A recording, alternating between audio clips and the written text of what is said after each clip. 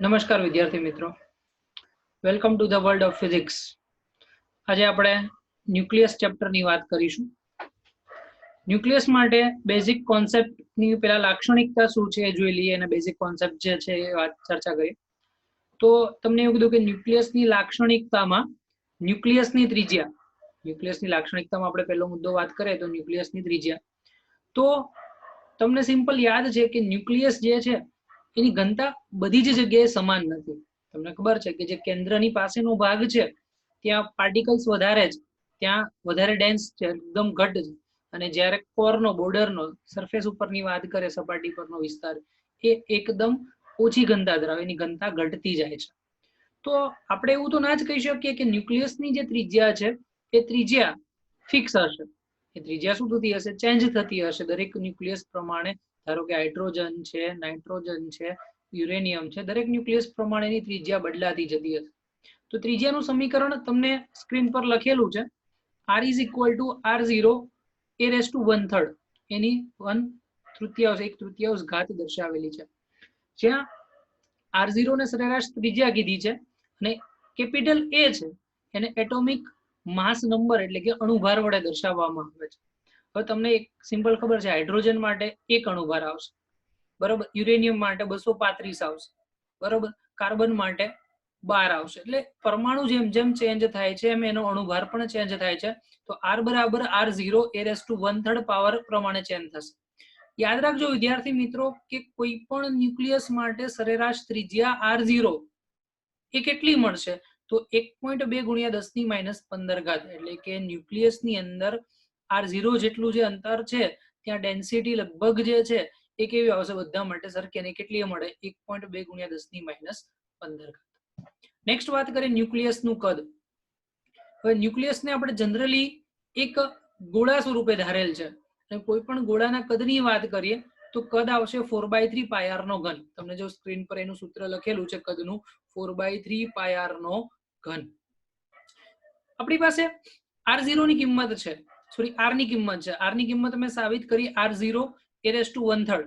તો હું R ના ઘનમાં એ કિંમત મૂકી દઉં તો અહીંયા આવું લખી શકાય કે R0 એની 1/3 અને એ કૌંસ પૂરો અને કૌંસની 3 ઘાત. તો એની 1/3 ઘાત અને 3 એટલે એ કેન્સલ અને R0 નો ઘન થઈ જશે. તો કદ આવશે 4/3 પાઈ R0 નો ઘન ઇન્ટુ a. 4/3 પાઈ R0 નો ઘન ઇન્ટુ a. તો યાદ રાખજો વિદ્યાર્થી મિત્રો, ક્યારેય પણ તમને કદ પૂછે તો એનું સમીકરણ કેટલું આવશે? તો બેઝિક સૂત્ર લખી નાખું, 4/3 પાઈ R0 નો ઘન ઇન્ટુ તમારે જે પણ પરમાણુ છે એ પરમાણુનો એનો એટોમિક માસ નંબર એટલે કે અણુભાર. નેક્સ્ટ, ન્યુક્લિયસની ઘનતા. તમને યાદ છે કે ઘનતાનું સમીકરણ દળ ભાગ્યા કદ એટલે કે m/v. હવે હું તમને એમ કહું કે તમારે હાઇડ્રોજનનું દળ શોધવાનું છે, એટલે તમે સિમ્પલ એમ કહેશો કે હાઇડ્રોજનનું દળ એટલે પ્રોટોનનું દળ 1.67 ગુણ્યા 10⁻27.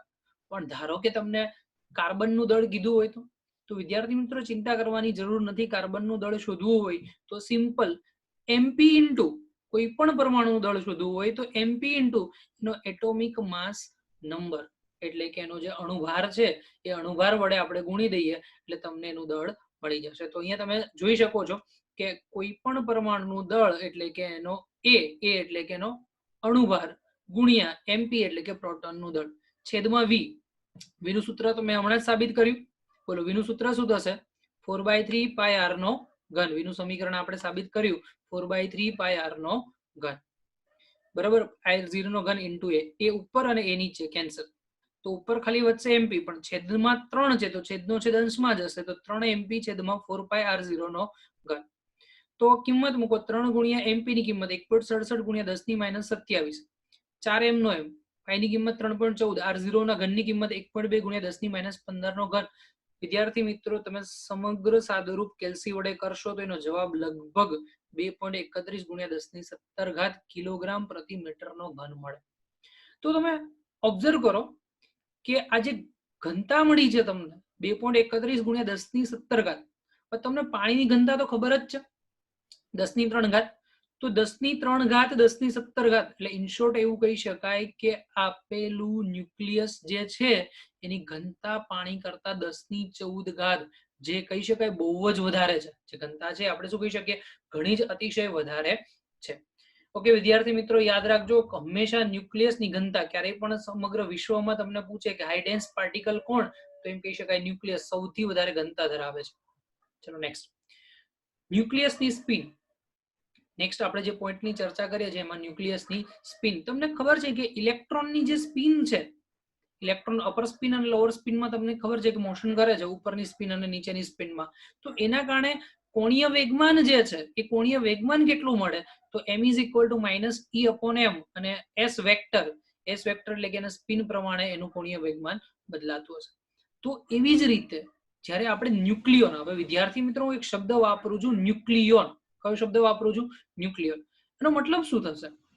તો કોઈ પણ ન્યુક્લિયસની અંદર રહેલા પ્રોટોન અને ન્યુટ્રોનને, ખાલી પ્રોટોન નહીં, ખાલી ન્યુટ્રોન બી નહીં, પ્રોટોન અને ન્યુટ્રોનને સહિયારું નામ આપ્યું છે ન્યુક્લિયોન. યાદ રાખજો, ક્યારે પણ ન્યુક્લિયન શબ્દ વાપરો તો એનો મતલબ એવું કહી શકાય, એને પ્રોટોન પણ કહી શકાય અને ન્યુટ્રોન પણ કહી શકાય છે. બરોબર, એવું નહીં ખાલી પ્રોટોન માટે ને ખાલી ન્યુટ્રોન માટે, બંને માટે આપણે સહિયારું નામ વાપરી શકીએ છીએ. તો જે ન્યુક્લિયોન છે પ્રોટોન અને ન્યુટ્રોન, એને પણ સ્પિન છે અને એની સ્પિનના કારણે જે કોણીય વેગમાન છે એ કેટલું મળશે, તો 1/2h/2π.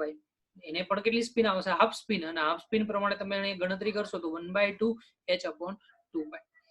જનરલી બેઝિકલી હું તમને એમ કહી શકું કે તમે એક સમીકરણ ભણ્યા હતા, mvr is equal to nh/2π ફિઝિક્સમાં આવતું હતું અને mvr is equal to nh/4π કેમેસ્ટ્રીમાં આવતું હતું. તમે ઘણા લોકોને એવો મનમાં પ્રશ્ન હશે કે ફિઝિક્સમાં કેમ આપણે 2π લીધું છે અને કેમેસ્ટ્રીમાં કેમ 4π લીધેલું? તો એનો જવાબ વિદ્યાર્થી મિત્રો અહીંયા મેં તમને આપી દીધો કે ન્યુક્લિયસ હોય એની સ્પિન જો તમે કન્સિડર કરશો 1/2, તો એના માટે 1/2 × h/2π એટલે 4π થશે. અને આપણે મોસ્ટલી ફિઝિક્સમાં સ્પિન કન્સિડર કરતા નથી, એટલે સિમ્પલ આન્સર આવશે nh/2π. સમજાયું કે નહીં વિદ્યાર્થી મિત્રો? આમાં એની ડાઉટ? It's okay.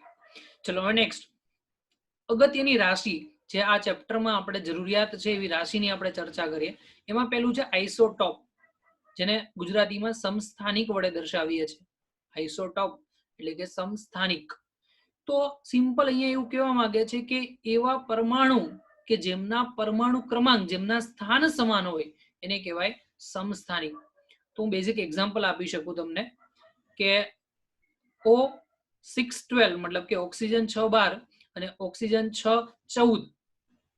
તો અહીંયા જે 6 દેખાય છે, બરાબર, મારી મિસ્ટેક છે, ઓક્સિજનને 6 થી ઇન્ડિકેટ કર્યું પણ ઓક્સિજન 8 થી ઇન્ડિકેટ કરવામાં આવે. જસ્ટ એક્ઝામ્પલ માટે મેં તમને આપ્યું. હકીકતમાં કોઈ પણ પરમાણુને દર્શાવવું હોય તો પરમાણુને દર્શાવવા માટેની સંજ્ઞા, નીચેનો પરમાણુ ક્રમાંક અને ઉપર એનો પરમાણુ ભાર. તો બેસ્ટ એક્ઝામ્પલ સાથે હું તમને દર્શાવું કે 8 ઓક્સિજન 16 અને 8 ઓક્સિજન 17. 8 ઓક્સિજન 16 અને 8 ઓક્સિજન 17. તો બંને ઓક્સિજનમાં પરમાણુ ક્રમાંક 8 લીધેલો છે. બંને ઓક્સિજન છે એમાં પરમાણુ ક્રમાંક 8 લીધેલો છે, પણ એકમાં પરમાણુ ભાર 16 છે અને બીજામાં પરમાણુ ભાર 17 છે. મતલબ કે ન્યુટ્રોનની સંખ્યા અલગ અલગ હોય. પ્રોટોનની સંખ્યા સમાન, ન્યુટ્રોનની સંખ્યા અલગ અલગ, તો જેને કહેવામાં આવે છે સમસ્થાનિક. ક્લિયર વિદ્યાર્થી મિત્રો? સમસ્થાનિકનો મતલબ ફરીથી સમજાવવા માંગુ છું કે જેની અંદર પ્રોટોનની સંખ્યા સમાન હોય પણ ન્યુટ્રોનની સંખ્યા વિભિન્ન હોય. તો આવું જે તત્વો છે એવા તત્વોને કહેવાય આઇસોટોપ અથવા તો સમસ્થાનિક. ચલો વિદ્યાર્થી મિત્રો, નેક્સ્ટ છે આઇસોબાર. આઇસોબારની આપણે વાત કરીએ તો સિમ્પલ, એ જે તત્વોનું ગુજરાતી નામ છે સમભારીય. સમભારીયનો મતલબ કે એનો અણુભાર સરખો હશે, મતલબ કે એની અંદર ટોટલ દળ સરખું હશે પણ એનો પરમાણુ ક્રમાંક બી અલગ હશે અને પરમાણુ મતલબ ન્યુટ્રોનની સંખ્યા બી અલગ હશે. એનું એક એક્ઝામ્પલ હું આપું છું તમને. 8 ઓક્સિજન 16, પરમાણુ ભાર કેટલો છે? 16. અને 7 નાઇટ્રોજન 16. 8 oxygen 16, 7 nitrogen 16. તો બંનેની અંદર તમે કમ્પેરિઝન કરો તો ઉપર પરમાણુ ભારાંક જે છે 16 છે પણ નીચે પરમાણુ ક્રમાંક કેવા છે? વિભિન્ન છે. તો આવું જે તત્વ છે એને કહેવામાં આવે છે આઇસોબાર. નેક્સ્ટ છે આઇસોટોન. તો આઇસોટોન પ્રમાણે એવું કહી શકાય કે જેમાં ન્યુટ્રોનની સંખ્યા સમાન હોય, જેમાં ન્યુટ્રોનની સંખ્યા સમાન હોય, બરોબર, પ્રોટોન અલગ હશે, પરમાણુ ભાર અલગ હશે, તો એવા તત્વોને કહેવામાં આવે છે આઇસોટોન. બેઝિક એક્ઝામ્પલ તમને આપી શકું છું. 8 ઓક્સિજન 16, 8 ઓક્સિજન 16 અને 6 કાર્બન 14.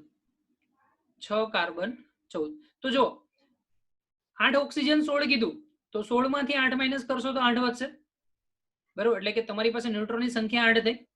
નેક્સ્ટ વાત કરો કોના માટે, 6 કાર્બન 14, 14 માંથી 6 માઇનસ કરો તો પણ 8 થાય. બંનેમાં ન્યુટ્રોનની સંખ્યા સમાન છે. જો ન્યુટ્રોનની સંખ્યા સમાન હોય તો આઇસોટોન કહેવાય, જો પ્રોટોનની સંખ્યા સમાન હોય તો એને આઇસોટોપ કહેવાય, અને જો એનો પરમાણુ ભાર સમાન હોય તો એને કહેવાય આઇસોબાર. ઓકે, આના પછી વિદ્યાર્થી મિત્રો આપણે વાત કરીએ એક AMU. હવે પહેલા તો એટોમિક માસ યુનિટ એની જરૂર કેમ પડી? એટોમિક માસ યુનિટ આપણે વાત કરીએ કે એની જરૂર કેમ પડે, તો હું સિમ્પલ તમને કહી શકું કે માની લો કે તમારે કોઈ વસ્તુનું વજન કરવું છે, તમે કિલોગ્રામમાં ગ્રામમાં કરી શકો, પણ હું તમને ખાલી એવું કહું ભાઈ તું 1 ઇલેક્ટ્રોનનું વજન કરીને આય, તો શક્ય ખરું તમે 1 ઇલેક્ટ્રોનનું વજન ક્યાંય કરી શકો? પેલા તો ઇલેક્ટ્રોન જોઈ જ નહીં શકાતો, ઇલેક્ટ્રોન જોઈ જ નહીં શકાતો તો વજન તો શક્ય જ નથી. તો જ્યારે એવા તત્વો છે કે જેને આપણે નરી આંખે જોઈ શકતા નથી, તો એ તત્વોનું જે વજન છે એ વજન હંમેશા એટોમિક માસ યુનિટની અંદર, એટલે કે એનો જે એકમ છે એટોમિક માસ યુનિટ, એની અંદર કરવામાં આવે. તમે એમ કહો છો કે સર આ એટોમિક માસ યુનિટ છે શું? તો સિમ્પલ વિદ્યાર્થી મિત્રો કે કાર્બન પરમાણુ જે છે, અને એ પણ કેવો અનુત્તેજિત. અનુત્તેજિત અને ઉત્તેજિતમાં ફરક શું? તો ઉત્તેજિત એવું કહી શકાય કે જે પરમાણુ પોતે ઉત્તેજિત હશે તો પોતે સ્થિર થવા માટે એમાંથી કોઈક ચોક્કસ પ્રકારનું રેડિયેશન એમિટ કરતું હશે, એટલે એમાંથી કંઈક વિકિરણ બહાર નીકળતા હશે. અનુત્તેજિતનો મતલબ એવો થયો કે કાર્બન પરમાણુ જે છે એમાંથી કોઈ જ પ્રકારનું રેડિયેશન, એટલે કે સ્થાયી થવા માટે રેડિયેશન ઉત્સર્જિત થતું નથી. તો મતલબ કહેવાય કે અનુત્તેજિત 6 કાર્બન 12 જેમાં 6 પ્રોટોન અને 6 ન્યુટ્રોન છે, તો એવું જે કાર્બન પરમાણુ છે એ કાર્બન પરમાણુના દળનો 12મો ભાગ, અનુત્તેજિત કાર્બન પરમાણુના દળનો 12મો ભાગ, જેને કહેવામાં આવે છે એક AMU, એટોમિક માસ યુનિટ. અને એની જે કિંમત મળશે એક પ્રોટોનના દળ જેટલી, એટલે સમથિંગ 1.66 ગુણ્યા 10⁻27 કિલોગ્રામ. કેટલી આવશે? 1.66 ગુણ્યા 10⁻27 કિલોગ્રામ. વિદ્યાર્થી મિત્રો, આ એક એટોમિક માસ યુનિટને જ્યારે ઉર્જા વડે દર્શાવવામાં આવે તો એની ઉર્જા કેટલી હશે? તો એ ઉર્જા છે વિદ્યાર્થી મિત્રો 931 મેગા ઇલેક્ટ્રોન વોલ્ટ. કેમ શોધવી? તો સિમ્પલ યાદ રાખો, એક AMU તો કોઈ પણ ઉર્જા જ્યારે દળ જે છે એ દળ ઉર્જામાં કન્વર્ટ થતું હોય તો ડેલ્ટા mc² વડે તમે દર્શાવી શકો. ડેલ્ટા એમ ની કિંમત 1.66 ગુણ્યા 10⁻31, c² 3 નો વર્ગ 9 અને 10⁸ નો વર્ગ 10⁻16 છેદમાં ઇલેક્ટ્રોન વોલ્ટ લખવું છે તો 1.6 ગુણ્યા 10⁻19, તો કેલ્ક્યુલેશન કરશો તો તમને જવાબ મળશે 931 મેગા ઇલેક્ટ્રોન વોલ્ટ. તો દિમાગમાં બેસાડી દો વિદ્યાર્થી મિત્રો, ક્યારેય પણ તમને એવું પૂછે કે 1 મેગા ઇલેક્ટ્રોન વોલ્ટની કિંમત કેટલી, તો 1 AMU ની એટોમિક માસ યુનિટની કિંમત ઉર્જામાં કેટલી, તો 931 મેગા ઇલેક્ટ્રોન વોલ્ટ. એના પછી વિદ્યાર્થી મિત્રો આપણે નેક્સ્ટ ટોપિકની વાત કરીએ, દળ ક્ષતિ અને બંધન ઉર્જા. પહેલા તો સમજો કે દળ ક્ષતિ શું છે. સિમ્પલ, હવે એક એક્ઝામ્પલ હું તમને આપું છું. કોઈ પણ વસ્તુનું નિર્માણ શેમાંથી થયેલું હોય? બેઝિક પાર્ટિકલ્સ માંથી, પ્રોટોન ન્યુટ્રોન માંથી એનું સ્ટ્રક્ચર ક્રિએટ થયું છે. જેટલા પણ વસ્તુ તમને નરી આંખે જોઈ શકો છો એ દરેક વસ્તુ શેમાંથી બનેલી હશે? પ્રોટોન અને ન્યુટ્રોન માંથી. તો હું એક એક્ઝામ્પલ આપું. માની લો કે હિલિયમ જે છે, હિલિયમ એટલે કે 2He4, હિલિયમ જે છે એટલે કે 2He4, 2 કાર્બન હશે, 2 પ્રોટોન હશે અને 2 ન્યુટ્રોન હશે. 2He4 માં 2 પ્રોટોન અને 2 ન્યુટ્રોન, તો 2 પ્રોટોન ભેગા થાય, 2 ન્યુટ્રોન ભેગા થાય અને એક હિલિયમ બનાવશે. તો એ સંજોગોની અંદર જ્યારે પ્રોટોનનો સરવાળો કરો દળનો, ન્યુટ્રોનના દળનો સરવાળો કરો અને આ બાજુ હિલિયમનો સરવાળો કરો, તો તમે જોશો કે આ બાજુ પ્રોટોન ન્યુટ્રોનનું દળ વધારે હશે. જ્યારે તત્વો બની ગયા હિલિયમનું દળ ઓછું હશે. તો વચ્ચેનું દળ ક્યાં ગયું? જે દળમાં કંઈક ક્ષતિ મળી, કંઈક ચેન્જ મળ્યો, એ દળ ક્યાં ગયું? તો એ જે દળ છે એ તમારું પરમાણુનું સ્ટ્રક્ચર ક્રિએટ થાય એની અંદર ઉત્સર્જન પામે છે. તો વિદ્યાર્થી મિત્રો યાદ રાખજો કે જ્યારે કોઈ પણ ન્યુક્લિયસ અથવા તો તત્વનું નિર્માણ થતું હશે ત્યારે એમાંથી ઉર્જા છૂટી પડી હશે. તો બેઝિક એક્ઝામ્પલ આપણે લખીએ કે ડેલ્ટા એમ છે, તો ડેલ્ટા એમ બરાબર ન્યુક્લિયરનું દળ. મેં તમને હમણાં જ કીધું કે ડેલ્ટા એમ શોધવું, દળ ક્ષતિ શોધવી છે, તો કઈ રીતે મળે? તો જે પણ ફંડામેન્ટલ, કોઈ પણ મેં કીધું કે સ્ટ્રક્ચર જે છે એ ફંડામેન્ટલ પાર્ટિકલથી બને. તો ફંડામેન્ટલ પાર્ટિકલ છે ને આપણે શું નામ આપ્યું? ન્યુક્લિયન. તો ન્યુક્લિયનનું દળ માઇનસ ન્યુક્લિયસનું દળ ઇઝ ઇક્વલ ટુ દળ ક્ષતિ. ન્યુક્લિયનનું દળ માઇનસ ન્યુક્લિયસનું દળ ઇઝ ઇક્વલ ટુ દળ ક્ષતિ. તો ડેલ્ટા એમ બરાબર ઝેડ એમપી, એમપી એટલે પ્રોટોનનું દળ, ઝેડ એટલે કે પરમાણુ ક્રમાંક. ધારો કે કાર્બન કીધું હોય તો કાર્બન માટે પરમાણુ ક્રમાંક કેટલો આવશે? 6. તો 6 ગુણ્યા એમપી પ્લસ NMN ન્યુટ્રોનની સંખ્યા, કેપિટલ N એટલે કે ન્યુટ્રોનની સંખ્યા અને MN એટલે કે ન્યુટ્રોનનું દળ. આ સમીકરણ જોતા રહેજો. N એટલે ન્યુટ્રોનની સંખ્યા અને MN એટલે શું થશે? ન્યુટ્રોનનું દળ. અને માઇનસ કેપિટલ M, અને કેપિટલ M એટલે કે આપેલું જે ન્યુક્લિયસ છે એનું દળ ઇઝ ઇક્વલ ટુ દળ ક્ષતિ. અને જ્યારે તમારે આ દળ ક્ષતિ એટલે કે તમારે ડેલ્ટા એમ મળી જાય એને તમે c² વડે ગુણો છો તો એને કહેવામાં આવે છે બંધન ઉર્જા. યાદ રાખજો કે જે પણ દળમાં ફેરફાર જોવા મળે એ દળના ફેરફારને તમે શેમાં કન્વર્ટ કરો છો? ઉર્જામાં. તો દળ જ્યારે ઉર્જામાં રૂપાંતર પામશે તો એને કહેવામાં આવે છે બંધન ઉર્જા. તો ડેલ્ટા ઈબી ને કહેવાય બંધન ઉર્જા, અને બંધન ઉર્જાનું સમીકરણ ડેલ્ટા mc². અહીંયા દળનો ફેરફાર અને c² બરાબર વિદ્યાર્થી મિત્રો યાદ રાખજો 931 પોઈન્ટ સમથિંગ 48 જેવું છે, પણ આપણે 931 જ યાદ રાખો. 931 મેગા ઇલેક્ટ્રોન વોલ્ટ થાય છે. 1U અથવા તો 1 AMU ની બંધન ઉર્જા 931 મેગા ઇલેક્ટ્રોન વોલ્ટ મળે છે. જ્યાં ન્યુક્લિયન દીઠ બંધન ઉર્જા કોને કહેવાય? હવે સાંભળો, આખું ન્યુક્લિયસ મળ્યું તો એની ઉર્જા તમને મળી ગઈ. હવે ન્યુક્લિયન દીઠ બંધન ઉર્જા એટલે શું? તો સિમ્પલ એવું કીધું હોય કે ન્યુક્લિયસ માંથી માત્ર એક જ કણ દૂર કરો છો, એક જ પ્રોટોન દૂર કરો છો, એક જ ન્યુટ્રોન દૂર કરો છો, તો એક પ્રોટોન અથવા તો એક ન્યુટ્રોનને દૂર કરવા માટેની જે ઉર્જા છે એ ઉર્જાને કહેવામાં આવે છે ન્યુક્લિયોન દીઠ બંધન ઉર્જા. તો ડેલ્ટા EBN, અને delta EBN is equal to delta EB ના છેદમાં એ જેટલો પણ તમને પરમાણુ ભાર આપેલો છે એના વડે ભાગી નાખો તો તમને ન્યુક્લિયોન દીઠ બંધન ઉર્જા મળે. તો ડેલ્ટા mc² બાય A. તો હવે ઘણા વિદ્યાર્થી મિત્રોનો એવો પ્રશ્ન થતો હશે કે માની લો કે સાહેબ કાર્બન છે, કાર્બન માંથી મારે એક પ્રોટોન કે એક ન્યુટ્રોન કાઢવું છે, કાઢી શકાય? ના કાઢા, આવું ના થાય. કારણ કે તમને એક પ્રોટોન અને એક ન્યુટ્રોનની ઉર્જા આપો છો તો એમાંથી એક પ્રોટોન ના નીકળે. તમારે પ્રોટોન અને ન્યુટ્રોનને અલગ કરવા માટે કમ્પલસરી એની બંધન ઉર્જા જેટલી જ ઉર્જા આપવી પડે. પણ આ તો મેં જસ્ટ વાત કરી કે એક પ્રોટોન હોય તો એક પ્રોટોનની સાથે કેટલી ઉર્જા સંકળાયેલી હોય, એક ન્યુટ્રોન સાથે કેટલી, તેને કહેવાય ડેલ્ટા EBN, જેને બંધન ન્યુક્લિયન દીઠ બંધન ઉર્જા કહેવાય. એ શોધવાનું સૂત્ર બંધન ઉર્જા ભાગ્યા એનો પરમાણુ ભાર. ઓકે, ચલો નેક્સ્ટ ટોપિક. ક્વેશ્ચન તમને આપેલો છે, આલ્ફા કણની બંધન ઉર્જા શોધવાની છે. માની લો કે તમે હિલિયમની અત્યારે વાત કરો છો, હિલિયમને આલ્ફા કણ તરીકે બી ઓળખવામાં આવે છે, એની આપણે બંધન ઉર્જા શોધવાની છે. તો આ બંધન ઉર્જા શોધવા માટે તમને પ્રોટોનનું દળ જોઈએ, ન્યુટ્રોનનું દળ જોઈએ અને આલ્ફા કણનું દળ પણ જોઈએ. 3 વસ્તુના દળની જરૂરિયાત છે. તો પહેલા તમને પ્રોટોનનું દળ આપ્યું છે 1.0073, ન્યુટ્રોનનું દળ આપેલું છે 1.0087 અને આલ્ફા કણનું દળ આપેલું છે 4.0015. હવે દળ ક્ષતિ શોધવાની છે. તો મેં હમણાં જ કીધું દળ ક્ષતિ બરાબર પ્રોટોનની સંખ્યા ગુણ્યા પ્રોટોનનું દળ વત્તા ન્યુટ્રોનની સંખ્યા ગુણ્યા ન્યુટ્રોનનું દળ માઇનસ ન્યુક્લિયસનું દળ. તો જો પ્રોટોનની સંખ્યા 2, ન્યુટ્રોનની સંખ્યા 2, તો અહીંયા જો લખ્યું 2mp 2mn minus m alpha. તો 2 * mp, mp ની કિંમત કેટલી છે? જો પ્રોટોનની 1.0073, ચલો 2 * mn 1.0087 અને માઇનસ 4.0015. બોલો કોઈ પ્રોબ્લેમ? તો બાદબાકી કરશો તો જવાબ વિદ્યાર્થી મિત્રો તમને મળશે 0.0307. કેટલો મળશે? 0.0307 AMU, એટોમિક માસ યુનિટ. મેં તમને એવું કીધું હતું કે આને શેમાં ફેરવવાનું છે? Mega electron volt. તો કેટલા વડે ગુણશો? 931. તો 931 વડે ગુણશો તો 28.58 તમને બંધન ઉર્જા મળશે. હિલિયમની બંધન ઉર્જા કેટલી મળશે? 28.58. ચલો અહીં એક ક્વેશ્ચન તમને પૂછું. પ્રશ્ન એવો છે કે એક ન્યુક્લિયન દીઠ બંધન ઉર્જા શોધવાની કહે તો કઈ જ નહીં ગાંડા, ન્યુક્લિયનની સંખ્યા વડે ભાગી દો. ન્યુક્લિયનની સંખ્યા કેટલી છે? 4.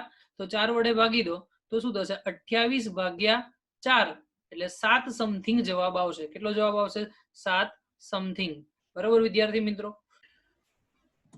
ચલો હવે ન્યુક્લિયસના સ્ટ્રક્ચર જે ક્રિએટ થાય એના અગત્યના મુદ્દા છે આપણે ધ્યાન રાખવાના છે. એમાં પહેલો મુદ્દો કીધો છે ન્યુક્લિયન દીઠ બંધન ઉર્જા વધુ હોય તેમ ન્યુક્લિયસ સ્થિર હશે. યાદ રાખજો કે જેમ ડેલ્ટા EBN વધારે એમ ન્યુક્લિયસ સ્થિર હશે. તો હું એવું કહી શકું કે સૌથી વધારે બંધન ઉર્જા છે ન્યુક્લિયોન દીઠ બંધન ઉર્જા એ આયન એટલે કે લોખંડ માટે છે, જે 8.9 સમથિંગ છે. કેટલી છે? 8.9 મેગા ઇલેક્ટ્રોન. તો સૌથી વધારે સ્થિર જો ન્યુક્લિયસ હશે તો લોખંડનું ન્યુક્લિયસ સૌથી વધારે સ્થિર છે. તો ઇન શોર્ટ એવું કહી શકાય કે જ્યારે આપણે પૃથ્વી સૂર્યનું સર્જન છે એ હાઇડ્રોજનમાંથી હિલિયમમાં ક્રિએટ થાય, હિલિયમમાંથી કાર્બનમાં, કાર્બનમાંથી છેલ્લે જ્યારે લોખંડમાં કન્વર્ટ થશે ત્યારે આખું જે સોલર સિસ્ટમ છે એનો નાશ પામશે. એવું અઝમ્પશન છે, હું નથી કહેતો 100% સાચું છે, એવું અઝમ્પશન છે કે જ્યારે આખી ઘટના સંપૂર્ણપણે સ્થિર ન્યુક્લિયસમાં કન્વર્ટ થશે એના પછી આગળ કોઈ પ્રક્રિયા શક્ય નથી. તો એમ કહી શકાય સૌથી સ્થિર ન્યુક્લિયસ લોખંડનું છે. બીજું, જો કુલ બંધન ઉર્જા વધતી હશે તો ન્યુક્લિયર પ્રક્રિયામાં ઉર્જા મુક્ત થશે. યાદ રાખજો, ડેલ્ટા ઈબી જે છે કુલ બંધન ઉર્જા એ વધશે તો ન્યુક્લિયર પ્રક્રિયા જાય થતી હોય એમાં ઉર્જા મુક્ત થશે, એમાં ઉર્જા આપવાની જરૂર નથી, ઉર્જા મુક્ત થશે. બીજું કે જો જનિત ન્યુક્લિયસમાં ન્યુક્લિયોન દીઠ બંધન ઉર્જા વધશે તો ન્યુક્લિયર પ્રક્રિયામાં ઉર્જા ઉત્પન્ન થશે. માની લો કે એક્ઝામ્પલ આપું છું કે યુરેનિયમ 92-235 છે, એમાંથી આલ્ફા છૂટો પડી ગયો. આલ્ફા છૂટો પડશે એટલે 2 પ્રોટોન ઓછા થશે અને 4 ન્યુટ્રોન પરમાણુ ભાર ઓછો થશે. તો એમ કીધું કે જનિત ન્યુક્લિયસમાં ન્યુક્લિયોન દીઠ બંધન ઉર્જા વધે છે તો ન્યુક્લિયર પ્રક્રિયાની અંદર ઉર્જા જે છે એ પ્રક્રિયાની ઉર્જા પણ વધશે. નેક્સ્ટ, 2 હલકા કણ છે, મતલબ માની લો કે હાઇડ્રોજન ભેગા થઈને હિલિયમ બનાવે, 2 હલકા કણ ભેગા થઈ અને એક ભારે ન્યુક્લિયસ બનાવે છે. તો એ ભારે ન્યુક્લિયસ બનાવતો હોય તો આ પ્રક્રિયાને સંલયન પ્રક્રિયા કહેવાય. યાદ રાખજો કે 2 હલકા કણ ભેગા થાય અને એક મોટું કણ બનાવે છે તો એ ભારે કણ બને છે, એ ભારે કણ થી જે ઘટના બને એને ન્યુક્લિયર સંલય. તો આ પ્રક્રિયામાં પણ ઉર્જા મુક્ત થશે. યાદ રાખજો કે ન્યુક્લિયર સંલયનની પ્રક્રિયા હોય કે ન્યુક્લિયર વિખંડનની પ્રક્રિયા, બંને પ્રક્રિયામાં ઉર્જા હંમેશા મુક્ત થશે જ. બરોબર, એટલે કે ન્યુક્લિયોન દીઠ બંધન ઉર્જા વધશે. નેક્સ્ટ, જ્યારે ભારે તત્વ છે, યુરેનિયમ જેવું ભારે તત્વ છે, એનું વિખંડન થાય ને 2 નાના નાના ન્યુક્લિયસમાં વિભાજન પામે છે. ક્રિપ્ટોન જેવા જે 2 ન્યુક્લિયસ હોય એમાં વિભાજન પામે છે. એટલે કે જો તમને અહીંયા ન્યુક્લિયસની ઘટના મેં તમને સમજાવી, નાના નાના ન્યુક્લિયસ ભેગા થઈને એક મોટું બનાવે, એક મોટું ન્યુક્લિયસ જે છે છૂટું પડીને 2 નાના નાના કન્વર્ટ થાય. તો આ જે પ્રક્રિયા કન્વર્ટ થવાની છે, છૂટા પડવાની, એને કહેવાય વિખંડન. તો આ પરિસ્થિતિમાં પણ ન્યુક્લિયોન દીઠ બંધન ઉર્જા વધશે. તો સંલયનમાં અને વિખંડન બંનેની અંદર જે નિપજ મળે છે એ નિપજની ન્યુક્લિયોન દીઠ બંધન ઉર્જા વધશે વધશે ને વધશે. તો આ એક શોર્ટ ટ્રિક માટે અથવા તો કોઈ પણ એમસીક્યુ માટે ક્વેશ્ચન પૂછાય તો યાદ રાખજો, કોન્સેપ્ટ બહુ જ ઇમ્પોર્ટન્ટ છે અને ક્વેશ્ચન થિયોરિટિકલ આવી બી શકે છે. ચલો નેક્સ્ટ. હવે વિદ્યાર્થી મિત્રો, ખાસ તમારે આલ્ફા બીટા અને ગેમા ક્ષયની વાત કરી તમે. તો આલ્ફા બીટા અને ગેમા ક્ષયની અંદર એક શોર્ટની અંદર મેં તમને બધું રિપ્રેઝન્ટ કર્યું છે કે કઈ ઘટના થાય છે, કેટલી એની ઝડપ હશે, ચુંબકીય ક્ષેત્ર કે વિદ્યુત ક્ષેત્રમાં શું ફરક પડે છે, એનું વિભેદન શક્તિ કેટલી હશે, એની આયનીકરણ શક્તિ કેટલી, એ બધી જ વસ્તુ મેં તમને એક ચાર્ટમાં રિપ્રેઝન્ટ કરેલી છે. તમે એક સારી રીતે વ્યવસ્થિત ચોપડામાં લખી લેજો, બહુ કામમાં આવશે. એક આ ટોપિક અને આગળની જે ન્યુક્લિયસની લાક્ષણિકતા કીધી હતી એ બંને વસ્તુ તમે યાદ રાખજો કે તમારે કામમાં આવશે. તો પહેલા એવું કીધું છે આલ્ફા ક્ષય થતું હોય તો એનું સમીકરણ કઈ રીતે મળે. તો જો સ્ક્રીન પર કોઈ ન્યુક્લિયસ જે છે એને મેં x થી દર્શાવ્યું છે. ન્યુક્લિયસ જે છે એને શેનાથી દર્શાવ્યું? x. એનો પરમાણુ ક્રમાંક z છે અને પરમાણુ ભારાંક a છે. એ તો જનરલી તમને ખબર જ છે, મારે સમજાવવાની જરૂર નથી. હવે એમાંથી આલ્ફા છૂટો પડે. આલ્ફા એટલે કે હિલિયમ અને હિલિયમ એટલે કે 2He4. તો તમે અહીંયા જો કે એક નવું ન્યુક્લિયસ તમને મળશે, એ y છે. તો જ્યારે તમને એવું કીધું કે આલ્ફા છૂટવો પડે તો એનો પરમાણુ ક્રમાંક 2 ઘટશે અને પરમાણુ ભારાંક 4 ઘટશે. અહીંયા તમને Z એ લખ્યું પણ હકીકતમાં Z ની જગ્યાએ 2 આવશે અને એની જગ્યાએ 4 આવશે. તો તમે અહીંયા જોઈ શકો કે જે y તત્વ છે એનો પરમાણુ ક્રમાંક Z-2 એટલે કે એનો જે પરમાણુ ક્રમાંક 2 ઓછો થયો અને A-C લખ્યું, C ની જગ્યાએ આવશે 4. આ થોડીક પ્રિન્ટિંગ મિસ્ટેક ગણો તો બી ચાલે, વાંધો નહીં. તો A-4 આ ફેર પડશે. નેક્સ્ટ વાત કરીએ બીટા ક્ષય. બીટા રેસ ઉત્પન્ન થતા હોય. હવે બીટા એટલે શું થાય કે ઇલેક્ટ્રોન છૂટો પડવો. બીટા એટલે શું થાય? ઇલેક્ટ્રોન. આલ્ફા એટલે કે હિલિયમ. તો અહીંયા તમને કીધું કે ZX કરીને તત્વ છે, એક ઇલેક્ટ્રોન છૂટો પડે તો યાદ રાખજો કે એનો પરમાણુ ક્રમાંક વધે છે. જો ઋણ ઇલેક્ટ્રોન છૂટો પડશે તો પરમાણુ ક્રમાંક વધશે અને જો ધન ઇલેક્ટ્રોન છૂટો પડશે તો પરમાણુ ક્રમાંક ઘટશે. તો તમે જો y તત્વ મળ્યું, અહીંયા પરમાણુ ક્રમાંક Z હતો અને અહીંયા વધીને શું થઈ ગયું? Z+A. પરમાણુ ભારાંકમાં કોઈ જ ચેન્જ નથી. પણ એક સનાતન સત્ય યાદ રાખજો કે હંમેશા ઇલેક્ટ્રોન સાથે એન્ટી ન્યુટ્રિનો મળે છે. તો જો બાજુમાં મેં એન્ટી ન્યુટ્રિનો દર્શાવેલું છે. ઓકે, લાસ્ટ છે ગેમા રેસ. ગેમા રેસ ની અંદર સિમ્પલ વિદ્યાર્થી મિત્રો એક પ્રકારનું રેડિયેશન છે, એમાંથી કોઈ પણ દળ ઓછું થતું નથી, કારણ કે ગેમાને પોતાને જ દળ નથી, માત્ર ખાલી ઉર્જાનો ફરક પડે. તો એમ કીધું કે જ્યારે ઉત્તેજિત તત્વ હોય એ ઉત્તેજિત તત્વ સ્થિર થાય, સ્થાયી થાય, ત્યારે એમાંથી ગેમા છૂટવું પડશે. તો તમે જો અહીંયા ZX એ છે, અને જ્યારે પ્રક્રિયા પૂર્ણ થાય ત્યારે પણ તત્વો ZX જ રહી, પણ ખાલી ફરક એ છે કે ZX એમાં સ્ટાર્ટિંગમાં આ ઉત્તેજિત હશે, અને જ્યારે નિપેજ મળે છે, નિપજ એ કેવું હશે, સ્થાયી હશે. અને બાજુમાં તમને ગેમા રેડિયેશન આપેલું છે, જે Y દેખાય છે, Y તમારો ગેમા છે. આ વિદ્યાર્થી મિત્રો યાદ રાખજો. બીજું, પેનેટ્રેશન પાવર તમને અહીંયા કીધું છે. પેનેટ્રેશન પાવર, પેનેટ્રેટ કરવું મતલબ કે એનું વિભેદન કેટલું થાય. હું તમને એક એક્ઝામ્પલ આપું. માની લો કે દિવાલ છે, દિવાલમાંથી બધા કિરણો ના જાય. તમે કદાચ જોયું છે, ઘરમાં ટીવી નું રિમોટ હોય ને, તો ટીવી ના રિમોટ થી તમે સ્વિચ દબાવજો તો બાજુવાળાના ઘરે ટીવીમાં ચેનલ ચેન્જ નહીં થાય, તમારા ઘરે જ થશે. કેમ? કારણ કે દિવાલને પેનેટ્રેટ કરીને બહાર જઈ શકતું નથી. પણ તમે જોશો કે તમારા રૂમના બધા દરવાજા બંધ કરી દો, પણ મોબાઈલ છે, મોબાઈલ તમે ગમે તે ખૂણામાં વાપરી શકો છો. કેમ? કારણ કે જે રેડિયો વેવ્સ છે, મોબાઈલના સિગ્નલ્સ છે, એક રૂમમાંથી બીજા રૂમની અંદર સરળતાથી પસાર થઈ શકે છે અને દિવાલને પેનેટ્રેટ કરી શકે. તો અહીંયા કીધું કે આલ્ફાનો જે પેનેટ્રેશન પાવર છે, પેનેટ્રેશન પાવર એટલે કે વિભેદન શક્તિ બહુ જ ઓછી, ઘણી જ ઓછી. બરોબર? કામ સિમ્પલ નાનું પેપર હોય ને, પેપર, તો એ બી આલ્ફાને સ્ટોપ કરી દે, એમાંથી આલ્ફા પસાર થઈ શકે નહીં.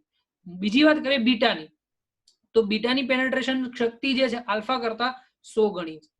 સિમ્પલ હું તમને કહું કે એક આલ્ફા માની લો કે એક પેપરમાંથી નીકળે છે, તો બીટા જે છે એને તમારે સ્ટોપ કરવા માટે 100 પેપરની જરૂર પડે. ફરીથી કહું કે આલ્ફાને તમારે પેનેટ્રેટ કરવું છે તો એક જ પેપરમાંથી માંડ માંડ નીકળી શકે, તો બીટા જે છે એને સ્ટોપ કરવા માટે તમારે 100 પેપરની જરૂર પડે છે. Next, gamma rays. Gamma rays જે છે એનું વિભેદન શક્તિ છે. હવે પહેલા તો ગેમા એક ખાલી રેડિયેશન જ છે, પાર્ટિકલ નથી. કોઈ પણ જ્યારે વિકિરણ હોય ને, તો વિકિરણ ક્યારેય બી સ્ટોપ ના થાય, એ ગમે એટલું જાડું એમાંથી પસાર થઈ જાય. તો અહીંયા તમને કીધું કે 10,000 જેટલા આલ્ફા કરતા વધારે એની વિભેદન શક્તિ છે. એટલે સિમ્પલ હું કહું કે ગેમાને સ્ટોપ કરવા માટે તમારે 10,000 પેપરનું બંડલ રાખો ને ત્યારે ગેમા સ્ટોપ થાય. જોવું ને તો ટ્રાય કરવું તો કરજો કે તમારે પેલા પેપર, ઝેરોક્સના પેપરનું બંડલ આવે ને, એમાં 500 પેજ હોય, એવા 10,000 નું આખું બંચ કરો ને, એમાં ઉપરથી ગેમા નાખજો તો 10,000 ના બંચની પસાર થઈ જશે. 10,000 થી વધારે હશે તો પસાર થશે. નેક્સ્ટ છે આયનીકરણ શક્તિ. તો આયનીકરણ શક્તિ જેનું દળ વધારે છે એની શક્તિ વધારે છે, એટલે આલ્ફાની આયનીકરણ શક્તિ જે છે એ 10,000 જેટલી છે, બીટાની 100 જેટલી છે, અને ગેમાની 1 જ છે. મતલબ કે ગેમા કોઈનું આયનીકરણ કરી શકતું નથી. હવે આયનીકરણ જે છે એ હું તમને સિમ્પલ શોર્ટ ટર્મમાં કહી દઉં કે કોઈ પણ ન્યુક્લિયસમાંથી, પરમાણુમાંથી ઇલેક્ટ્રોનને દૂર કરો એને આયનીકરણ કહેવાય. મેં તમને આગળ ઘણી વખત શીખવાડેલું છે, અત્યારે ફરીથી બહુ ડિટેલમાં જતો નથી. Next, effect of electric and magnetic field. તો આલ્ફા કણ જે છે એને તમે ઇલેક્ટ્રિક ફિલ્ડમાં નાખો કે મેગ્નેટિક ફિલ્ડમાં, મતલબ કે ચુંબકીય ક્ષેત્રમાં નાખો છો કે વિદ્યુત ક્ષેત્રમાં નાખો તો ડિફ્લેક્ટ થાય છે. ડિફ્લેક્ટ થાય મતલબ શું થાય કે એની બાજુ ખેંચાશે, ચુંબકીય ક્ષેત્રમાં કે વિદ્યુત ક્ષેત્રમાં ખેંચાશે અથવા તો અપાકર્ષણ થશે. બીટામાં પણ સેમ, કણ છે, વિદ્યુત ભાર છે એટલે એ પણ ખેંચાશે. પણ ગેમા જે છે એને કોઈ પણ પ્રકારનો વિદ્યુત ભાર નથી, એટલે સીધે સીધું પસાર થઈ જશે, એ ડિફ્લેક્ટ થતું નથી. તો ગેમા રેડિયેશન જે છે એને તમે ચુંબકીય ક્ષેત્ર કે વિદ્યુત ક્ષેત્ર વડે વિચલિત કરી શકતા નથી, પણ આલ્ફા અને બીટાને કરી શકો છો. આલ્ફાની ઝડપ 10⁷, બીટાની ઝડપ, પ્રકાશની જે ઝડપ છે એની 1 થી 99% સુધીની ઝડપ હોય છે. પ્રકાશની ઝડપ કેટલી? 3×10⁸. એના 1% થી લઈને 99% સુધી કોઈ પણ કિંમત બીટાની હોઈ શકે છે. એવું ફિક્સ નથી કે આટલી જોઈએ, કોઈ પણ કિંમત ધારણ કરી શકે. જ્યારે ગેમાની કિંમત 3×10⁸, મતલબ કે પ્રકાશની ઝડપ જેટલી જ હોય છે, એનાથી ના તો વધારે ના તો એનાથી ઓછી. એને સ્ટોપ કરવું હોય તો કદાચ એની સ્પીડ ઓછી કરી શકાય, પણ જ્યારે ઉત્સર્જન પામે છે તો ઉત્સર્જન પામતી વખતે એની ઝડપ 3×10⁸. દળ, તો આલ્ફા એટલે હિલિયમ, હિલિયમનું દળ પ્રોટોનના દળ કરતા 4 ગણું, તો 4 MP. બીટા એટલે કે ઇલેક્ટ્રોન, ઇલેક્ટ્રોનનું દળ 9.1×10⁻31, અને ગેમા કોઈ દળ જ નથી એટલે કે 0. વિદ્યુત ભાર, હિલિયમની અંદર કેટલા હોય? ન્યુક્લિયસમાં 2 પ્રોટોન એટલે +2e. બીટા એટલે કે ઇલેક્ટ્રોન, ઇલેક્ટ્રોનનો એક વિદ્યુત ભાર -e, અને પેલામાં કોઈ વિદ્યુત ભાર હોતો નથી એટલે 0. હવે હિલિયમ એટલે કે તમારું 2He4, હિલિયમ જે છે એને શું કહેવામાં આવે છે? 2He4. અને આલ્ફા કણ જે છે એ આલ્ફા કણને શેનાથી દર્શાવવામાં આવે છે? બીટા માઇનસ વડે, આલ્ફા કણને હિલિયમ વડે અને બીટા કણને બીટા માઇનસ વડે અથવા તો ઇલેક્ટ્રોન વડે, અને જ્યારે ફોટોન છે મતલબ કે સિમ્પલ ગામા છે ને ફોટોન વડે દર્શાવવામાં આવે છે. ચલો હવે આપણે આલ્ફા બીટા ક્ષયની વાત તો કરી દીધી. હવે આલ્ફા બીટા અને ગામા ક્ષય જે છે કઈ રીતે થાય, એમાં શું ઘટના બને છે એની ચર્ચા કરી. ખાસ આ વસ્તુ ધ્યાન રાખજો, જો આ ટોપિક સમજણ પડી ગઈ એટલે એક ક્વેશ્ચન આના જેવો આવશે જ, તમે ડેફિનેટલી ગણી જ શકો છો. કોઈ જ અઘરું નથી હોતું. મેં તમને આગળ બી કીધું કે પરમાણુની ન્યુક્લિયસમાંથી 4 એવરેજ પ્રશ્નો પૂછાય છે. 4 × 4 16 માર્કનું આખું ટોપિક છે. તો 4 ક્વેશ્ચન માટે મેં તમને એવું કહું છું કે આલ્ફા બીટા ગામા ક્ષય રિલેટેડ એક ઉર્જાનું સમીકરણ જે આવશે એમાંથી એક ક્વેશ્ચન પૂછાય છે. તો જો કે ન્યુક્લિયસમાં આલ્ફા ક્ષય થવો, આલ્ફા એટલે કે હિલિયમ દૂર થવું, તો મેં તમને આગળ બી કીધું કે હિલિયમ દૂર થાય, 2 પ્રોટોન ઓછા થશે અને 4 પરમાણુ ભારાંક ઓછો થશે. તો તમારે જો અહીંયા પ્રક્રિયા દર્શાવી છે. ZX which gives Y Z-2 અને A-4, મતલબ કે પરમાણુ ક્રમાંક 2 ઘટ્યો અને પરમાણુ ભારાંક જે છે 4 ઘટ્યો. તમે જોઈ શકો છો, આ ફરીથી કહું, +2He4 અને plus Q amount of energy, માં Q જેટલી ઉર્જા મુક્ત પામે છે. ઉર્જા જે છે એ કેટલી છૂટી પડી, Q જેટલી ઉર્જા મુક્ત પામે છે. તો ક્ષયની ઘટનામાં Q ઉર્જા જે મુક્ત પામે તો એ શોધવાની થાય. મેં તમને આગળ બી કીધું કે કોઈ પણ ઉર્જા શોધવી હોય તો કઈ રીતે શોધવાની, દળ ક્ષતિ ગુણ્યા c², દળ ક્ષતિ ગુણ્યા c², તો Q બરાબર ડેલ્ટા mc². તો પહેલું કામ શું મારું, ડેલ્ટા m શોધવાનું. પહેલું કામ શું, ડેલ્ટા m. ચલો ડેલ્ટા m શોધવા માટે આપણી પાસે કંઈક સર્ટન મેથડ છે, એ મેથડનો ઉપયોગ કરીએ. પહેલું તત્વ આપણે સાઈડ વાત કરીએ, પ્રક્રિયાની વાત કરીએ તો પ્રક્રિયામાં x છે, નિપજની અંદર y છે અને આલ્ફા છે. તો શું લખી શકાય, પ્રક્રિયાનું દળ માઇનસ નિપજનું દળ માઇનસ આલ્ફા કણનું દળ. નિપજ તમને જે પણ તત્વો મળતું હોય ઇન્ટુ c². તો યાદ રાખજો કે આલ્ફા કણ જ્યારે ઉત્સર્જન પામે તો કેટલી ઉર્જા હશે, તો Q બરાબર mx minus my minus mhe into c². Okay, હવે વિદ્યાર્થી મિત્રો એના પછી જે નિપજ મળે છે, આલ્ફા કણ મળે છે અને વાય તત્વ મળે છે. હવે આલ્ફા કણ અને વાય તત્વ તમને થોડી ખબર છે કે સ્થિર જ છે, કંઈક ગતિ તો કરતા જ હશે. જ્યારે કોઈ માની લો કે બોમ્બ છે, બોમ્બ બ્લાસ્ટ થાય, તો બ્લાસ્ટ થાય તો એના બધા ટુકડા શું થાય, વિખેરાઈ જાય કે નહીં. એ ટુકડા વિખેરાઈ ગયેલા ટુકડા એને શું હશે, ગતિ ઉર્જા હશે. તો સિમ્પલ અહીંયા તમને કીધું છે કે વાય તત્વની ગતિ ઉર્જા કેટલી હશે અને આલ્ફા કણની ગતિ ઉર્જા કેટલી હશે, અને એનું જે મેં સમીકરણ તારવ્યું છે એ તમારે યાદ રાખવાનું છે. બહુ જ મોસ્ટ ઇમ્પોર્ટન્ટ વસ્તુ છે, તમારા આના રિલેટેડ ક્વેશ્ચન પૂછાય જ છે, અને એ ટોપિકના તમે સમીકરણ ખાલી યાદ રાખશો, તમે ફટાફટ જવાબની ગણતરી કરી શકો છો. Q ઉર્જા કેટલી મળી તો તમે આગળ શોધી નાખ્યું. હવે મારે શોધવાની છે કે આલ્ફાની ગતિ ઉર્જા કેટલી અને વાયની ગતિ ઉર્જા કેટલી. તો તમને યાદ છે વિદ્યાર્થી મિત્રો, કોઈ પણ પ્રક્રિયા થાય તો એક તો વેગમાનનું સંરક્ષણ થાય અને અહીંયા ઉર્જાનું પણ સંરક્ષણ થાય છે. વેગમાનનું સંરક્ષણ થાય અને ઉર્જાનું સંરક્ષણ થાય. તો આપણે વેગમાન સંરક્ષણની વાત કરીએ તો પ્રારંભિક તત્વ x કેવું હતું, સ્થિર હતું.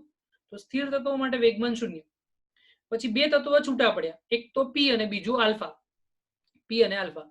તો p નું વેગમાન વત્તા આલ્ફાનું વેગમાન ઇઝ ઇક્વલ ટુ 0 કહેવાય. તો બેના વેગમાન સમાન કહેવાય. p નું જેટલું વેગમાન હશે એટલું જ આલ્ફાનું વેગમાન હશે. તો અહીંયા હું લખી શકું કે p આલ્ફાનો વર્ગ ઇઝ ઇક્વલ ટુ p વાયનો વર્ગ, મતલબ કે આલ્ફાના વેગમાનનો વર્ગ ઇઝ ઇક્વલ ટુ વાયના વેગમાનનો વર્ગ. હવે તમને યાદ છે ગતિ ઉર્જાનું સમીકરણ, ગતિ ઉર્જાનું સમીકરણ તમને કહું તો શું લખી શકાય, k બરાબર p² ના છેદમાં 2m, k બરાબર p² ના છેદમાં 2m. મેં અહીંયા સ્ક્રીન પર લખેલું નથી પણ યાદ રાખજો, k બરાબર p² ના છેદમાં 2m. તો p ને સૂત્રનો કરતા કરો તો છેદના 2m ક્યાં ગયા, ગુણાકારમાં. તો શું થાય, p² બરાબર 2mk, p² બરાબર શું થશે 2mk. अरे यार बोरिंग नहीं हो गया कि कब से पढ़ रहे हो, शांति होले होले, कुछ ऐसा टेंशन वेंशन रखने का नहीं. તો આપણે શું કીધું, p બરાબર વર્ગમૂળમાં 2mk. તો અહીંયા વર્ગ છે તો શું લખી શકાય 2m alpha k alpha. p² એટલે કે આલ્ફા માટે શું થશે 2m આલ્ફા k આલ્ફા. પછી py² 2my અને ky, 2my અને ky બે બાજુ 2 2 કેન્સલ. તો m alpha k alpha is equal to my ky. આવે છે સમજમાં, સમજાઈ ગયું, પરફેક્ટ. ઓકે, તો વિદ્યાર્થી મિત્રો તમને ખબર છે કે અહીંયા જે કુલ ઉર્જા મળશે એ ઉર્જા કોના જેટલી હોય? તો સિમ્પલ યાર, જેટલી આલ્ફાની ગતિ ઉર્જા છે અને જેટલી પી ની ગતિ ઉર્જા બેનો સરવાળો એટલે તમારી કુલ ઉર્જા. તો હું જો આવું લખી શકું, Q બરાબર KY વત્તા K આલ્ફા, KY વત્તા K આલ્ફા, અને આ સમીકરણ ઉપરથી હું KY અને K આલ્ફા ની કિંમત મૂકી દઉં તો K આલ્ફા જે તમને મળશે એ કેટલો મળે? તો My નું દળ મતલબ y નું દળ ગુણ્યા કુલ ઉર્જા છેદમાં બેના દળનો સરવાળો. તો યાદ રાખજો કે જ્યારે તમે આલ્ફાની ગતિ ઉર્જા લો ને ત્યારે દળ કોનું લેવાનું? y નું. જ્યારે y ની ગતિ ઉર્જા લો ત્યારે દળ કોનું લેવાનું? આલ્ફાનું. વિરુદ્ધમાં દળ લેવાના છે, જે તત્વ છે એનું દળ લેવાનું નથી. તો K આલ્ફા બરાબર y નું દળ છેદમાં બેના દળનો સરવાળો ગુણ્યા કુલ ઉર્જા, અને KY બરાબર આલ્ફાનું દળ છેદમાં બેના દળનો સરવાળો ઇન્ટુ કુલ ઉર્જા. હવે અહીંયા તમારે કિંમત મૂકવાની. તો My જે છે એના માટે કિંમત શું થાય? તો My એટલે શું થયું? y નું ન્યુક્લિયસમાં પરમાણુ ભાર 4 ઘટે તો A-4, અને છેદમાં ટોટલ બેના દળનો સરવાળો એટલે ટોટલ પરમાણુ ભાર A થશે. તો A-4 છેદમાં A ઇન્ટુ Q, અને KY માટે લખો તો A ના છેદમાં 4 ઇન્ટુ Q. આ તમારો જવાબ. ક્લિયર વિદ્યાર્થી મિત્રો? કે કોઈ તકલીફ?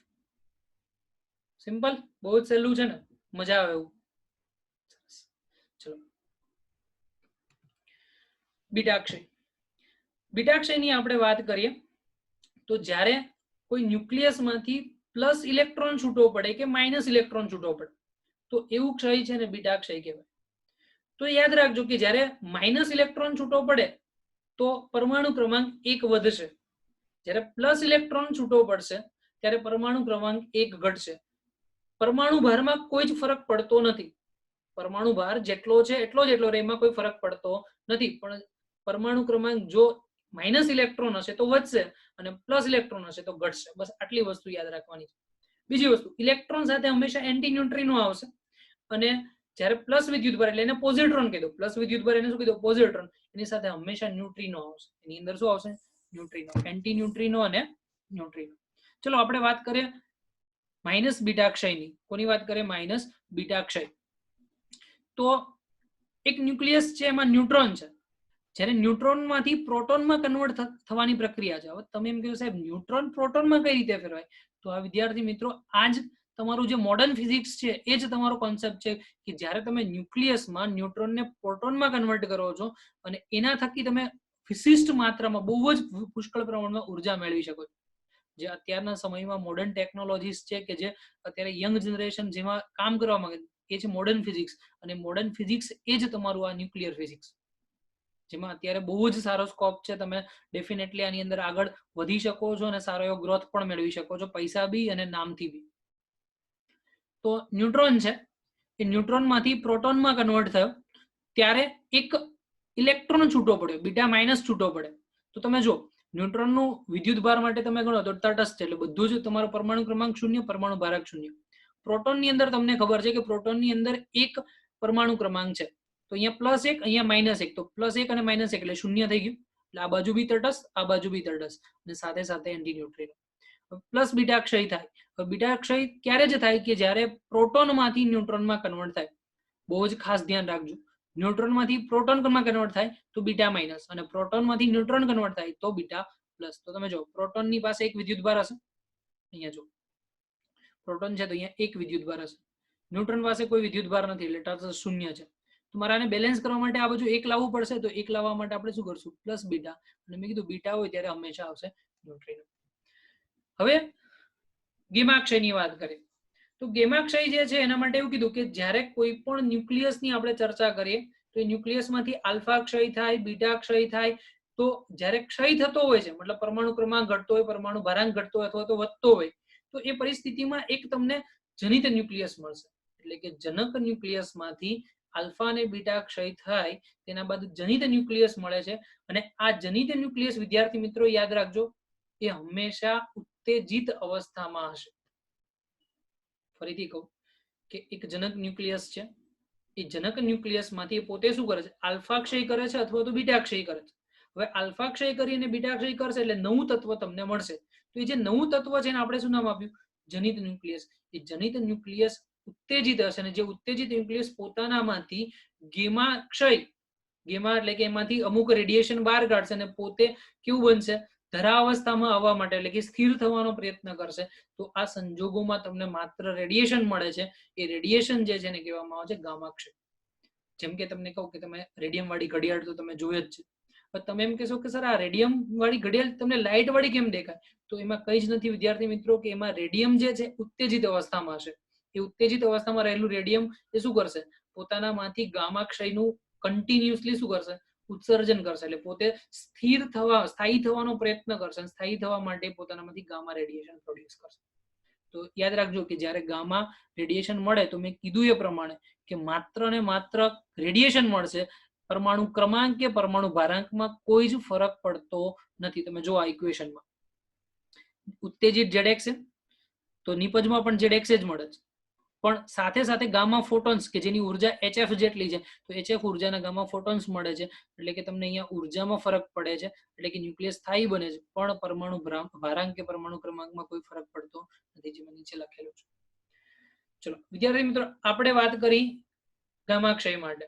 હવે જે રીતે મેં તમને કીધું કે આલ્ફા ક્ષય માટે તમને ગતિ ઉર્જા મળતી હતી, એ જ રીતે બીટા માઇનસ ક્ષય માટે પણ તમને શું મળશે? ગતિ ઉર્જા મળશે. તો તમારી પાસે એક સમીકરણ છે, એક X તત્વ છે, એમાંથી નિપજ મળે છે Y, સાથે સાથે મળે છે બીટા ક્ષય થાય છે અને Q મૂલ્યની ઉર્જા મળે છે. તો જો ZX એ છે તો એક ઇલેક્ટ્રોન છૂટો પડ્યો, ઋણ વિદ્યુતભાર છૂટો પડ્યો, તો મેં કીધું કે પરમાણુ ભારાંક જે છે એ અચળ રહેશે, પણ પરમાણુ ક્રમાંક 1 જેટલો વધે. તમે જોઈ શકો સ્ક્રીન પર Z હતું Z+1 થઈ ગયું, પરમાણુ ભારાંક એનો એ જ રહ્યો, અને સાથે સાથે એક ઋણ વિદ્યુતભારિત ઇલેક્ટ્રોન છૂટો પડ્યો, અને આની સાથે મેં તમને આગળ બી કીધું કે Q મૂલ્યની ઉર્જા મુક્ત થશે, તો Q મૂલ્યની ઉર્જા મળે છે. તો હું એવું કહી શકું કે -1 ઇલેક્ટ્રોન 0 છે એને આપણે -1 બીટા 0 વડે બી દર્શાવાય, અથવા તો ખાલી બીટા માઇનસ વડે પણ દર્શાવાય છે. જ્યારે આ ત્રણમાંથી કોઈ પણ સંજ્ઞા હોય તેનો મતલબ એવું જ સમજવાનું કે ઋણ વિદ્યુતભારિત ઇલેક્ટ્રોન છે. કયું? -1 -1 બીટા 0 અને બીટા માઇનસ, આ ત્રણે ત્રણનો મતલબ એક જ છે. તો આના માટે તમારે શોધવાનું જ શું? ગતિ ઉર્જા. તો ગતિ ઉર્જા માટે મેં શું કીધું હતું? ગતિ ઉર્જા વાયની ઇલેક્ટ્રોનની ગતિ ઉર્જા શું છે? તો દળ કોનું લેવાનું? વાયનું. ધારો કે વાયની ગતિ ઉર્જા શોધીએ તો દળ કોનું લેવાનું? ઇલેક્ટ્રોનનું. તો જો અહીંયા લખેલું તમે જો Ke ઇઝ ઇક્વલ ટુ કોનું દળ? વાયનું દળ છેદમાં બેના દળનો સરવાળો ગુણ્યા Q. કેવાય શોધવાનો જ, તો કેવાય માટે શું થશે? કોનું દળ? ઇલેક્ટ્રોનનું દળ, અને છેદમાં બેના દળનો સરવાળો અને ઇન્ટુ Q. બોલો કોઈ તકલીફ? તો બીટા ક્ષય થાય કે આલ્ફા ક્ષય થાય કે બીટા પ્લસ ક્ષય થાય, તો હંમેશા ગતિ ઉર્જા કઈ રીતે? તો પહેલાની ગતિ ઉર્જા બરાબર બીજાનું દળ છેદમાં બેના દળનો સરવાળો ગુણ્યા કુલ ઉર્જા. હવે બીજાની ગતિ ઉર્જા શોધવાની, તો પહેલાનું દળ છેદમાં બેના દળનો સરવાળો ગુણ્યા Q ઉર્જા. સિમ્પલ મેથડ છે, ગોખવાની કોઈ જ જરૂર નથી. કોઈ ડિફિકલ્ટી લાગે તો ડેફિનેટલી મને મેસેજ અથવા તો સંપર્ક કરો, તમને સોલ્યુશન આપણે આપીશું. ચલો હવે લાસ્ટમાં આપણે વાત કરીએ કે ન્યુટ્રિનો અને એન્ટી ન્યુટ્રિનો મળતા હતા તમને, એના ગુણધર્મ શું છે? તો વિદ્યાર્થી મિત્રો, ન્યુટ્રિનો અને એન્ટી ન્યુટ્રિનો એ ગામા પાર્ટિકલની જેમ જ, જેમ ગામા વિકિરણ છે એની જેમ એક પ્રકારનું રેડિયેશન છે જેને કોઈ દળ હોતું નથી. તો એમ કીધું કે તેઓ સ્થિર દળ ધરાવે છે, અને સ્થિર દળ જે છે ફોટોનનું એ કેટલું આવશે? 0. મતલબ કે ન્યુટ્રિનો અને એન્ટી ન્યુટ્રિનો કોઈ દળ નથી. તો જેનું દળ ના હોય, જેનું રેડિયેશન હોય, તો એનું વિભેદન શક્તિ કેવી હશે? ખૂબ જ વધારે. યાદ રાખજો કે તમને ક્યારે બી પૂછે કે ન્યુટ્રિનો અને એન્ટી ન્યુટ્રિનોની વિભેદન શક્તિ કેવી, તો બહુ જ વધારે છે. ઝડપ કેટલી? c જેટલી. ઉર્જા કેટલી? તો E બરાબર mc². બીજું કે તેઓ વિદ્યુતભાર વિહીન છે. ગામા પણ વિદ્યુતભાર વિહીન હતો, અહીંયા પણ કોઈ વિદ્યુતભાર નથી. અને ક્વોન્ટમ સ્પિન કેટલી આવશે? તો +1/2. તો આજના લેક્ચર માટે વિદ્યાર્થી મિત્રો આપણે આટલું જ રાખીએ. નેક્સ્ટ સેશનમાં ફરીથી કંઈક નવા ટોપિક પર આવીશું અને ચર્ચા કરીશું. જય Hind, wish you all the best. તમારી મહેનત કેવી ચાલે છે જણાવજો મને. કોઈ તકલીફ હોય તો એનું પણ મને શેર કરજો. જય હિન્દ, જય ભારત.